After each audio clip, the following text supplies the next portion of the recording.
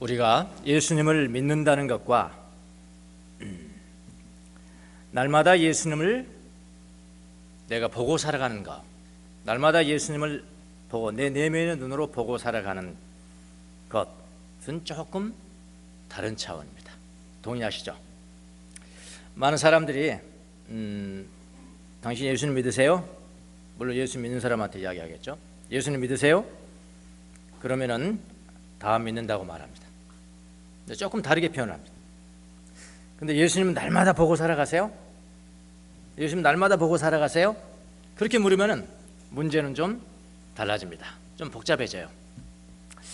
아니라고 대답하면은 예수님을 안 믿는 사람으로 취급할 거고, 그렇다고 날마다 보고 살아간다고 대답하면은 뭐 다른 사람이 나를 확인할 수 없죠. 이건 내면의 생활이니까요. 내면의 귀로 듣는 것이니까, 내면의 눈으로 보는 것이니까 다른 사람들은 확인할 수 없으니까 뭐 일시적으로 모면은 되죠. 자기가 나한테 뭐 어떻게 알겠어? 내가 나 날마다 보고 살아가는데요. 그러면 어떻게 알겠냐고 자기가 일시적으로 모면은 되지만은 진심 내 마음으로는 좀 이건 아닌 것 같은데, 내가 믿고 예수님을 믿고 교회는 다니지만은 날마다 예수님을 내가 보고 살아간다? 그런 대답은 했지만은 이거 아닌 것 같은데, 자기 자신에게 솔직하지 못한 거라고 생각이 들지요. 무슨 문제일까요? 예수님을 믿지 않는다는 문제일까요? 아니죠. 예수님을 믿는다는 것은 우리의 의지의 문제입니다. 우리의 의지로 예수님을 모셔드리면 믿는 거죠. 그러나 예수님을 내 내면의 눈으로 보고 살아가느냐의 문제는, 다시 말하면 내가 예수님을 뵙고 보고 살아가느냐의 문제는 그 문제하고는, 믿는 문제하고는 조금 다른 문제란 말이죠. 예수님을 단지 믿음으로 끝나는 것과 예수님이 우리에게 당신을 드러내시는 것, 드러내시면 내가 보는 거죠. 맞습니까? 드러내시면 내가 보는 거예요. 내가 날마다 예수님을 보고 살아가는 것과는 어떤 사람이 더 성숙한 사람일까요? 그러니까 날마다 보고 살아가는 사람이잖아요. 그렇죠? 날마다 예수님 날마다 나한테 드러내니까 나는 날마다 이렇게 보고 살아가. 예수님이 당신을 드러내는 분이 더욱 성숙한 사람입니다. 오늘 그 이야기입니다. 요한복음이 깊이 있어요. 그러니까 요한이라는 사람이 유대인이잖아요. 유대교회 그 전통 가운데서 자라왔기 때문에 오직 여호와 하나님, 유일하신 여호와 하나님, 삼위일체 하나님을 알 수가 없죠. 경험한 바도 없고요. 2위. 그러니까 구약에 보면은 가끔 천사들이 내려오고 이 땅에 오잖아요. 초월하신 하나님이 내재에 계시는 방법으로 이 세상에 오는 방법이 있어요, 구약에도.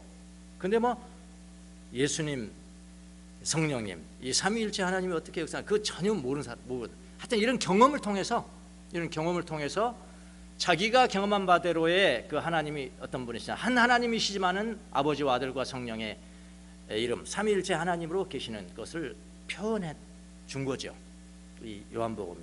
그러니까 요한복음, 요한 1서, 2, 3서, 그 다음에 요한계시록, 이런 것들이 굉장히 깊이 있는 책이라고 여러분 보시면 됩니다.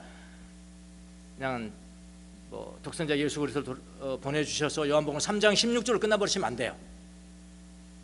3장 16절의 정도가 아니에요, 이 깊이는. 오늘은 이제 그 드러내신 예수님이 나를 드러낼 거다, 너에게 드러낼 거다. 드러내면은 보는 거잖아요. 우리가 보는 거, 내가 보고 살아가는 거. 예수는 보는 문제죠, 보는 문제. 자, 영성의 역사를 보면은 전통적으로 신앙의 성숙을 세 단계로 나눕니다.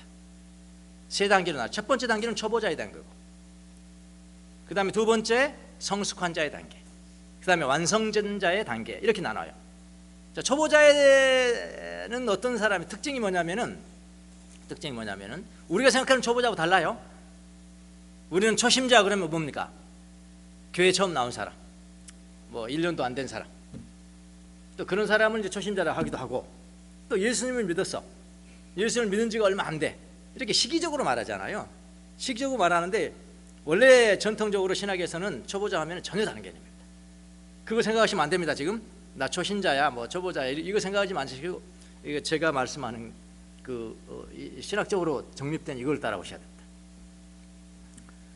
자, 초보자의 단계의 특징은 뭐냐면은 정화의 단계라 그래. 정화가 뭐죠?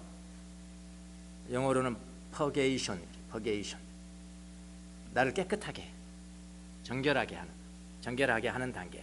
그러니까 예수 믿는 사람이 예수 믿기 너무 좋은 거예요. 예수 믿기 너무 좋으니까 나는 예수님 말씀 들어야 돼. 나 예수님 말씀 순종해야 돼. 이거 하지 말아야, 거짓말하지 말아야, 거짓말하지 말아야지. 음란하지 말라, 음란하지 말아야지. 탐욕하지 말아야 돼. 탐욕하지 말아야지. 이런 것을 자꾸 이렇게 안 하고 또 하라는 것은 하고, 그래서 나를 정결하게 지켜내는 단계. 이걸 뭐라고요? 정화의 단계. 그게 무슨 단계라고요? 초보자의 단계. 그러니까 우리가 예수님을 믿기만 하고 예수님의 계명을 지키는 거에 관심이 없다, 그러면 초보자의 단계도 아닌 거야. 참 기가 막힌 노릇이죠. 제가 이걸 알고 내가 울었어요. 눈물을 흘렸다고요. 예수님 믿고 은혜 받고 나는 이것도 안 하고 나는 깨끗하게 할 거예요. 깨끗하게 살 거예요. 난 악한 생각도 안 가질 거예요. 막 이렇게 노력하는 단계가 초보자라고요.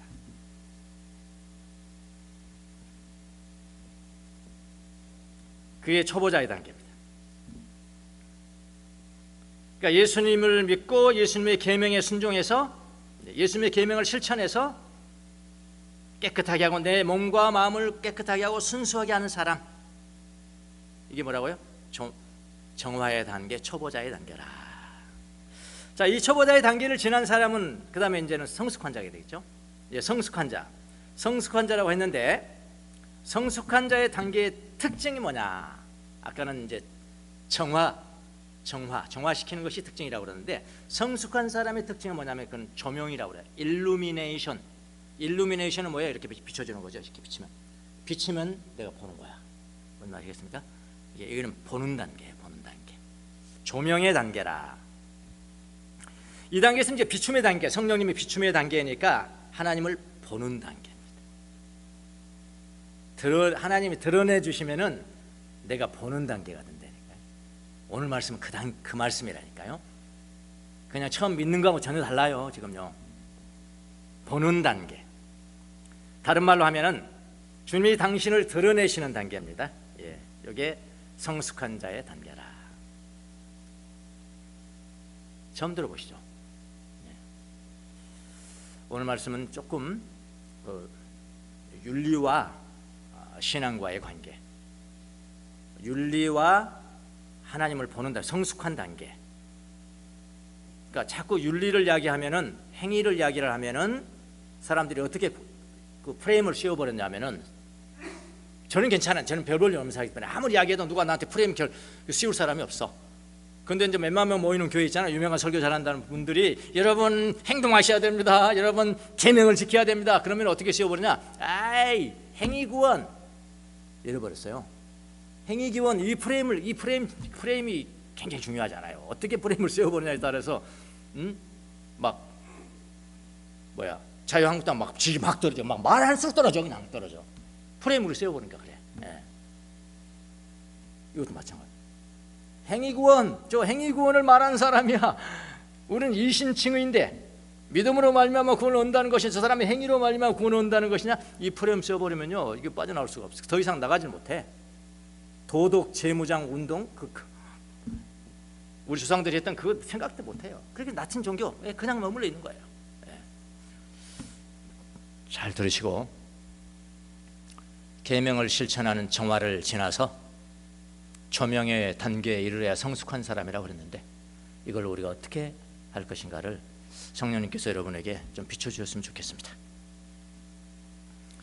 그래서 보는 단계 하나는 주님이 당신을 드러내시는 단계, 그게 이제 성숙한 단계. 마지막으로 이제 완성된 자의 단계는 특징은 뭐냐? 합일, 유니온, 합일, 의지의 합일이에요.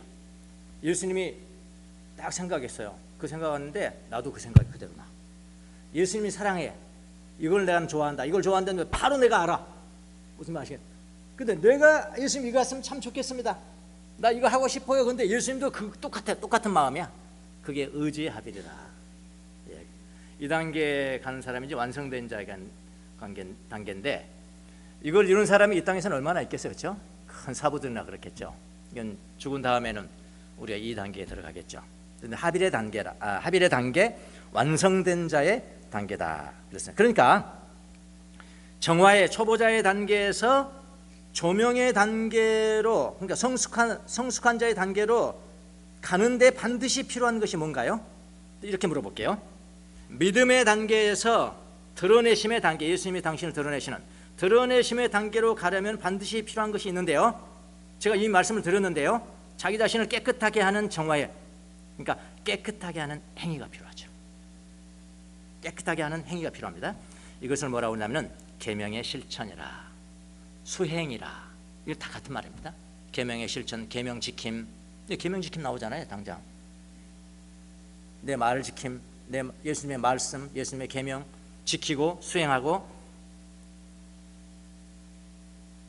믿는 자는 계명의 실천을 통해서 정화에 이르고, 믿은 이후의 문제입니다. 지금 믿는 자는 계명의 실천을 통해서 정화의 단계에 이르고, 그래서 몸과 마음이 정화가 되면은 그때 비로소 조명의 단계는 뭐라고요?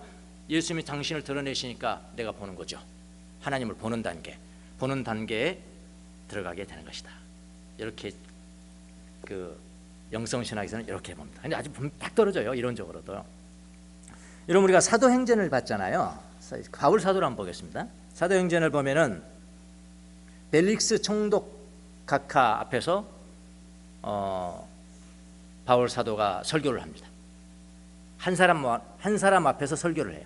뭐 설교도 좋고 뭐 특강도 좋고. 특강 제목이 뭡니까? 제목 기억나십니까? 바울 사도의 제목, 총독 앞에서 설교를 해요. 특강을 하면 특별 뭐 1대1 개인 레슨입니다. 제목이 뭡니까? 제목 성경에 나와 있는데요, 정의란 무엇이냐, 의란 무엇이냐, 그 다음에 뭐죠? 절제란 게 뭐냐? 절제. 그 다음에 심판이란 게 무엇이냐. 의로워지는 거에 대한 설교를 많이 들으셨죠? 절제에 대한 설교 들어보셨어요? 심판에 대한 설교 잘 안 들어보셨잖아요. 바울은요, 진짜 균형 잡힌 설교입니다. 이게. 의라는 게 뭔지 아십니까? 의는 당신이 생각하는 정의가 무엇입니까? 바로 하나님이 정의시고, 그 정의를 내가 힘입으려면 그리스도 예수를 믿어야 됩니다. 복음이 정의입니다. 그런 이야기죠. 첫 번째는 복음이 있어요. 두 번째는 뭐냐면 절제를 이야기합니다. 절제는 뭡니까? 욕구의 억제입니다.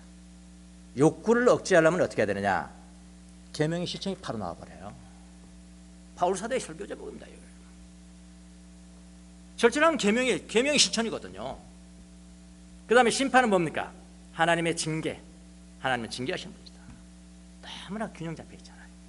복음과 실천과 심판. 뭔지 모르셨어요? 성경 읽으면서 이게 무슨 제목일까 이게? 의와 절제와 심판. 자, 오늘 본문에서는요, 예수님이 당신을 믿는 사람들에게 자신을 드러내시는 말씀을, 드러내는 문제를 말씀을 하십니다. 그래서 제가 오늘 설교하는 것은 원포인트예요. 하나밖에 없어요. 포인트가. 예수님이 드러나게 하시는 사람은 어떤 사람입니까? 예수님이 어떤 사람에게 당신을 드러내신다고 하셨나요? 간단하죠. 21절에 보니까 예수님을 사랑하고 예수님의 계명을 지키는 사람이에요. 21절에 보니까 이런 말씀입니다. 내 계명을 받아서 지키는 사람은 나를 사랑하는 사람이요, 나를 사랑하는 사람은 내 아버지의 사랑을 받을 것이다. 그리고 나도 그 사람을 사랑하여 그에게 나를 드러낼 것이다. 그에게 나를 드러낼 것이다. 이건 제가 개역성경인가요? 저기 드러낼 것이다.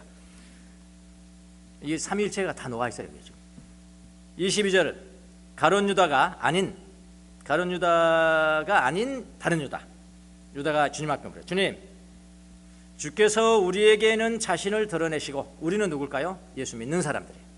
우리 예수 믿는 사람들은 자기를 드러내시고, 세상에는 뭘까요? 세상은 안 믿는 사람, 세상에는 드러내려 하지 않으시는 것은 무슨 까닭입니까? 하고 물었습니다. 21절에 드러내다, 22절에 드러내다가 두 번이 나옵니다. 오늘 본문은 드러내는 거예요. 드러내는 게 뭔가? 예수님 드러내는. 22절에서 유다는 왜 주님은 세상 사람들에게 드러내지 않고 우리에게 드러내십니까? 그 질문이잖아요. 묻습니다. 예수님이 이렇게 대답합니다. 나를 믿는 사람들이 나를 사랑하고, 나를 믿는 사람들이 나를 사랑하기 때문에 그러는 것이라고 대답을 합니다. 그러니까 예수님을 사랑하는 사람들이 누굽니까? 예수님을 믿는 사람이죠. 믿지 않는 세상에 예수님은 드러나지 않으십니다. 그러니까 예수님을 믿고 사랑하는 사람에게 드러내신다잖아요. 그런데 예수님을 사랑하는 사람들이 어떤 사람들이냐? 예수님의 계명을 실천하는 사람이다 라는 거잖아요. 그러니까 예수님의 계명 실천과 예수님을 사랑하는 것과 예수님을 믿는 것은 이건 사실 뗄래야 뗄 수 없는 거죠. 아주 밀접한 관련이 있는 것입니다. 예수님을 사랑한다는 것은 예수님을 경외하는 거잖아요. 예수님의 경외, 예수님 나 사랑해, 하나님 사랑해, 이거는 하나님 경외함과 똑같아요. 그러니까 경외라는 단어를 왜 자주 안 쓰냐?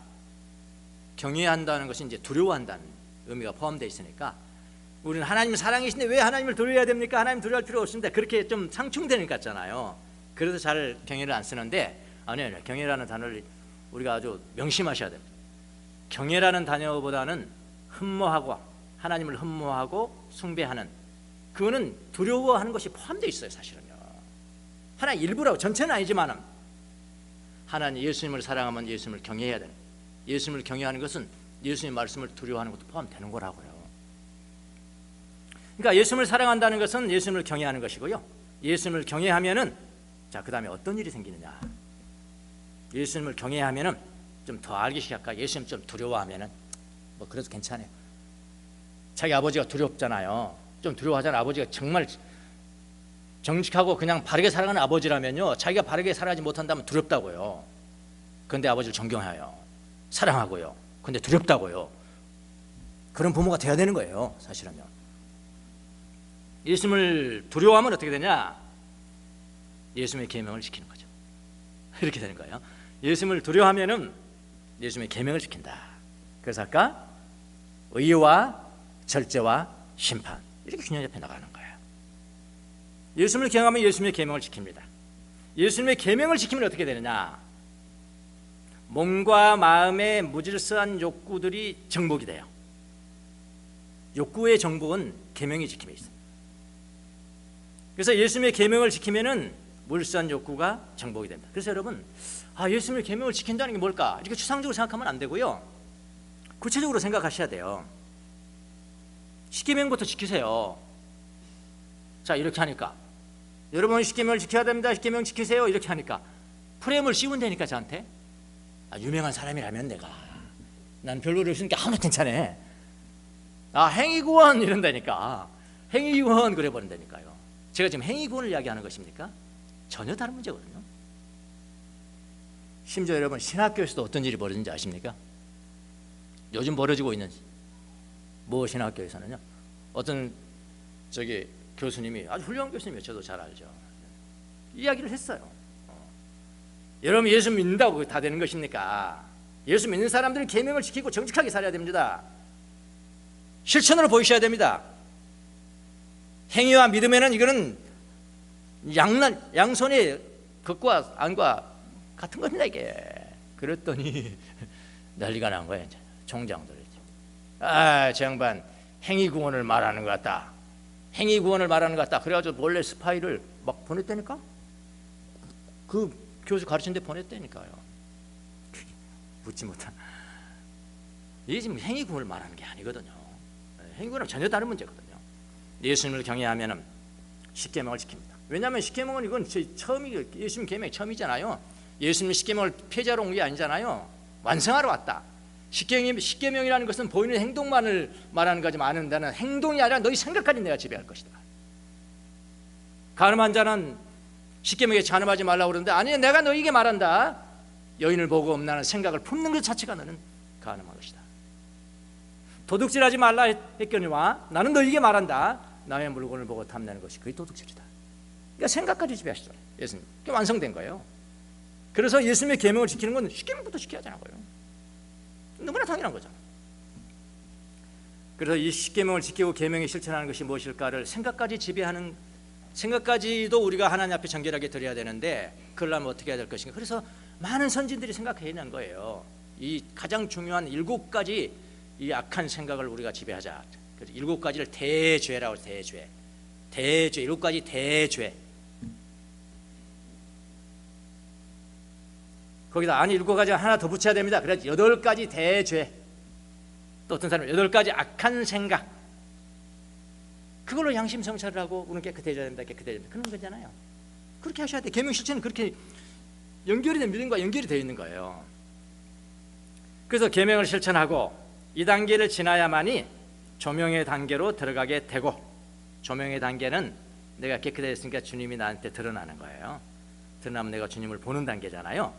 주님이 당신을 드러내십니다. 그러니까 예수님 신앙, 예수님 사랑, 예수님 경외함, 그리고 예수님의 계명 지키면 떼려야 뗄 수가 없는 겁니다. 그런데 예수님의 계명 지킴은 그게 수행이라고 그래요. 수행.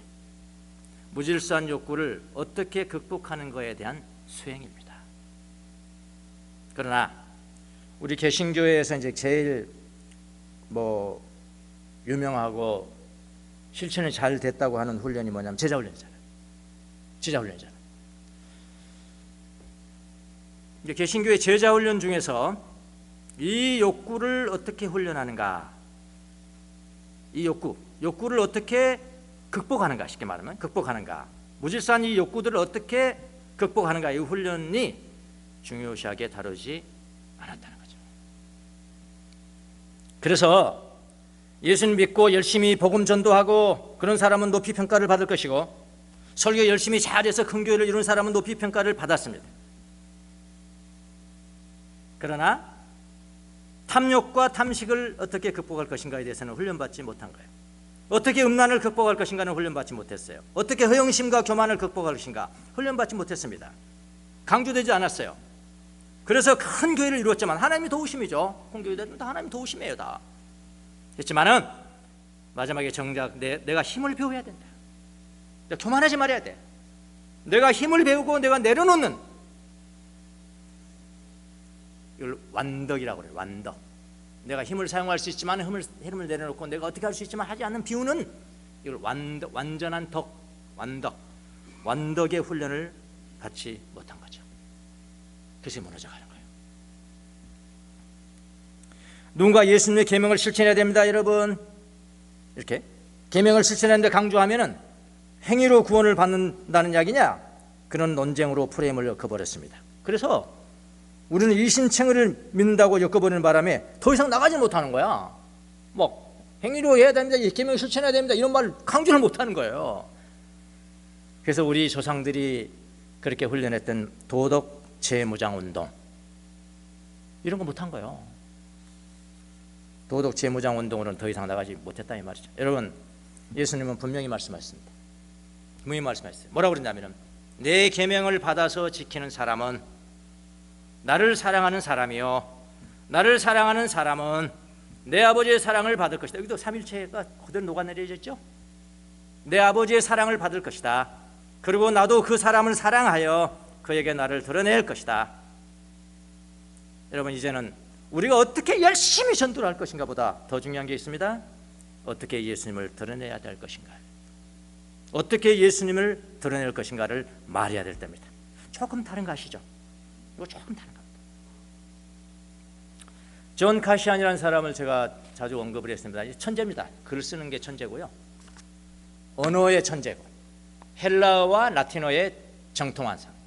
그래서 동방의 영성을 서방에 전달할 수 있는 능력을 가진 사람, 그게 다 쓰임 받았어요. 이 존 카시안이라는 사람이. 이 사람이 그러니까 지금의 프랑스의 마르세유라는 도시에 그 수도원을 세우면서, 그러니까 그건 서방이잖아요. 서방 수도원을 세우면서 가장 먼저 창고를 했던 사람, 그 책이 뭐냐면은 이 사람이 쓴 책입니다. 그러니까 동방의 영성을 서방으로 전달하는데 아주 중요한 역할을 하는 사람이 존 카시안인데요. 이 사람이 이제 중요한 책이 한 두 가지가 있습니다. 하나는 다마로 컨퍼런스. 다마로는 뭐냐면은 자기가 직접 수도 생활을 하면서 수도 생활에 성공한 사람들과 대화를 나눠. 어떻게 하십니까? 영성운동을 어떻게 하십니까? 어떻게 하십니까? 대화를 이렇게 담화하죠. 컨퍼런스죠. 다음에 글을 그대로 기록한 거예요. 그 다음에 하나는 뭐냐면은 제도집, 인스티튜션. 수도원이라는 제도는 이 공주 수도원, 많은 사람들이 모여서 생활하는 공주 수도원. 혼자 하는 수도원은 독수도원. 많은 사람들이 모이는 것은 공주 수도원의 이 제도는 어떤 것일까? 어떻게 입회를 할 것이며 어떤 규칙에 의해서 운영되는 것인가에 대한 것을 쓰고 동시에 아까 8가지 악한 생각들 우리 이미 다 배웠죠. 8가지 악한 생각들을 어떻게 극복할 것인가에 대해서 쓴 책이 바로 제도집이라는 것이죠. 제도집. 그러니까 이런 책들은요 벌써 4세기 정도의 책이니까 굉장히 고전 중에 고전이죠 사실은요. 그 책을 보면은 첫 번째 처음부터 한 4장 정도, 챕터 4 정도 이르까지 뭘 그러냐면은 수도원에 입회를 하는 절차에 대해서 그랬어요. 절차. 어떻게 하면 내가 저 수도원 들어가는가? 절차에 대해서 써놨는데 대단히 엄격한 절차를 거칩니다. 3단계의 절차를 거쳐요. 3단계. 자, 첫 번째 단계는 어떤 단계냐면은 수도원 밖에서 10일 동안 생활합니다. 먹을 것도 주지 않아요. 네가 살아남아야 되는 거예요. 밖에 바로 문 앞에 수도원 문 앞에서 들어오지도 못하고 이 수도원에 들어오려면 문 앞에서 10일 동안을 생활해야 되는데 어떻게 하냐면은 이 기간은 어떤 것을 테스트하냐면은 인내력, 겸손, 간절한 소망과 관용을 시험하는 단계입니다. 자, 이 사람은요 지나가는 이제 많은 사람들이 왔다 갔다 할 거 아니에요. 왔다 갔다 하면은 그 형제들이 무릎을 붙들고 간절히 요구를 해야 돼. 신앙심 때문이 아니고 신앙심 때문에 내가 들어가는 것이 아니고 내 필요에 의해서 들어가는. 좀 제발 좀 여기 좀 들어가게 해주세요. 막 여기 좀 들어가게 해주세요. 이렇게 애걸을 해야 됩니다. 그럼 막 무시하죠? 무시요. 멸시받아야 되죠. 책망받아야 되죠. 모욕받아야 되죠. 비난받아야 되죠. 그럼에도 불구하고 자신의 한결같은 마음을 증명해 보여야 돼. 당신이 아무리 내가 그렇게 욕해도 난 들어가야 돼요. 우리 같으면요 단 1시간도 못합니다. 그 비난받으면서 할 수 있겠어요? 아이 됐어 내가 안 들어간 그만이지 뭐. 10일 동안을 이걸 해야 됩니다. 자신의 한결같은 마음을 증명하고 조롱을 견딤으로 시련을 받을 때 어떤 태도를 나타낼 것인지를 보여주고 열정적인 의도를 증명한 이후에 10일 동안 그렇게 증명한 이후에 수도원에서 받아들입니다. 그럼 이제 두 번째 단계로 들어갑니다. 두 번째. 마지막 단계, 첫 번째 단계에 마지막으로 하나 테스트가 있구나. 주머니를 터시오. 주머니를 털어야 돼. 동전 하나도 나누면 안 돼요. 그것까지 다 버리고 나가야 돼. 수도원은 그냥 무료로 다 해주니까요. 돈이 필요 없어. 돈 주고 들어가는 게 아니야. 땡전 한 푼도 없어요. 두 번째 단계로 들어갑니다. 두 번째 단계는 바로 수도원 입구에서 멀지 않는 곳에 게스트하우스 같은 게 있는 거야. 거기 수도원이 아니야. 본류가 아니야. 그냥 게스트하우스. 그러니까 여행자들 잠깐 왔다 신 그런 곳이 있는데 거기서 몇 년 지내냐면 1년을 지냅니다. 10일. 그다음에 이 두 번째 단계는 1년을 지내요. 1년을. 그곳에서는 여행자들을 위해서 봉사만 해. 그러니까 겸손과 인내의 훈련을 해요. 그것이 통과되어야 그다음에 원래의 수도원으로 들어가요. 세 번째 단계. 수도원에 합류를 하는데 그때도 어떻게 합류를 하냐면 그냥 들어간 게 아니에요. 한 명의 지도자가 10명을 관리합니다. 한 명의 지도자가 10명을 관리를 하는데 그때 이 수행자에게 가르치는 가장 중요한 관심과 가장 중요한 가르침이 뭐냐? 욕구의 정복이에요. 욕구. 이 무질서한 욕구를 어떻게, 악한 생각을 어떻게 정복할 것인가 가르친다. 가장 먼저 가르친 게 순종입니다. 순종을 통해서 욕망을 죽이는 법을 배우지 않으면 쾌락욕을 억제할 수 없다는 것을 터득을 한답니다. 한마디로 말하면 계명의 실천, 계명 실천하기를 배우는. 제일 먼저 순종이라. 어떻게 순종한지 아십니까? 기가 막히더라고 보니까. 우리 위해서 그런 명령을 했다. 제가 막 순종하라고 그러잖아요. 여러분 순종하셔야 됩니다. 이제 순종을 어디서부터 배워야 하냐면 보이는 사람의 말씀을 순종하는 것부터 배워요. 보이는 사람의 말씀을 순종하지 않으면 어떻게 보이지 않는 하나님을 순종할 수 있겠냐? 어떻게 명령한지 아십니까? 이 지도자가 10명을 가르치는데 한 사람 가르칩니다. 순종을 가르치기 위해서. 예, 저기 정원에다가 막대기 있지, 막대기, 마른 막대기 심어. 그럼 가서 심어야 돼. 그리고 내가 그만두라 할 때까지 갖다 물 부어. 매일 갖다 몇 년 동안 그걸 해요. 자기가 낳은 어린 아이를 가지고 수도원에 들어온 사람이 있습니다. 거기서 훈련을 받는데요, 뭐라고 명령하시는지 아십니까? 네 애기 갖다가 이집트 강에다 버려. 해요. 물론 다 건져오지. 그래, 그 순종부터 배워. 우리 교회에서 했으면 난리 났을 거예요. 왜 그런 부당한 명령을 하십니까? 하면서. 응?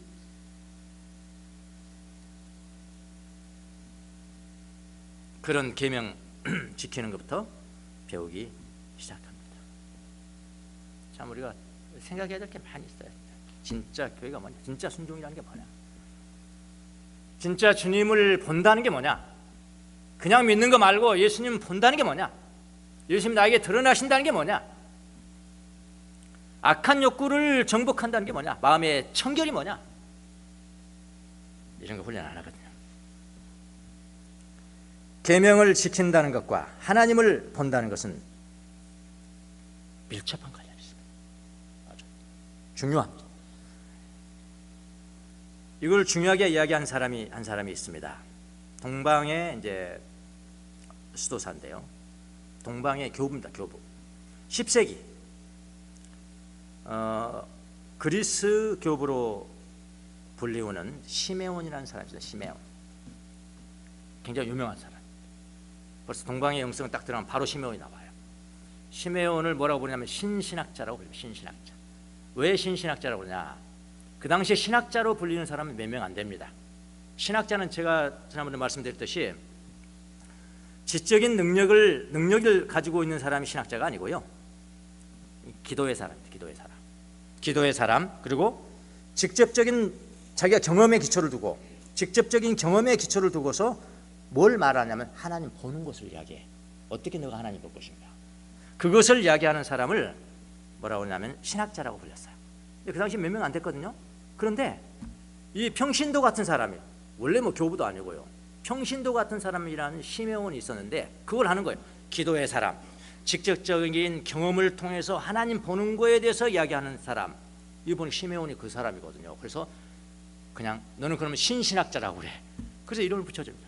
신신학자 시메온 있는데, 이 사람이요 14살 때 사부를 만납니다. 14살입니다. 14살. 우리 그로용 이호이가 어떻게 탄생한지 아십니까? 4세에서 14세까지가 중요한 창입니다. 성경에 보면 텐포리 창이가 있거든요. 유도와 경도에서 10도, 40도, 거기 내에 가장 이제 복음화율이 낮게 된다. 근데 지역적으로 표현했는데 우리 그로용 이호이는 지역적이라기보다는 연령입니다. 연령. 가장 신경을 써야 될 연령이 어디냐 하면은 4살에서 14살입니다. 4-14 창이에요. 예, 그걸 중심으로 해서 지금 그로용 이호이가 탄생한 겁니다. 이게 중요합니다. 14살짜리 대단히 중요해요. 14살 때 사부를 만나서 완전히 인생이 변화가 됩니다. 변화되면 한 20살쯤 됐을 때, 이제 그의 사부가 이제 돌아가시기 직전에 20살쯤 되었을 때 이 사부가 이 시메온이라는 청년에게 이 세상에 살아가면서 명심해야 될 3가지 영적인 규칙을 가르쳐줘요. 3가지 영적인 규칙, 이걸 실천해라. 그 사람들은 하나님의 명령이라니까요. 사부가 딱 이야기했으면 그건 끝나는 거야. 그냥 첫 번째 규칙이 뭐냐면은 양심의 귀를 기울이며 양심이 말하는 대로 행하라. 양심이 말하는 대로 행하라. 진짜 그대로 합니다. 자, 양심이 그냥 행동을 해놓고 다시 양심이 말하면 다시 행동을 하고, 하여튼 이걸 그대로 실천합니다. 여러분, 양심 성찰이 여기서 나오는 겁니다. 우리 다 배웠잖아요. 두 번째 규칙, 이거 잘 보십시오. 두 번째 규칙. 먼저 적극적으로 계명을 준수하기 전에는, 그랬어요. 계명을 준수하기 전에는 성령의 능력을 구하지 말라. 우리 가르치는 거 영 다르죠. 우리는 바로 믿으면 바로 성령 능력 구하세요. 성령 은사 구하시고요, 은사 행하시고요. 계명 실천하는 그건 다른 데 있는 거야. 근데 아닌 거야. 성령 은사는 행하지만 아닌 거야. 도덕을 보면, 윤리를 보면은. 그래서 낮은 종교가 된 거예요. 이 사람은 이렇게 가르쳤어요.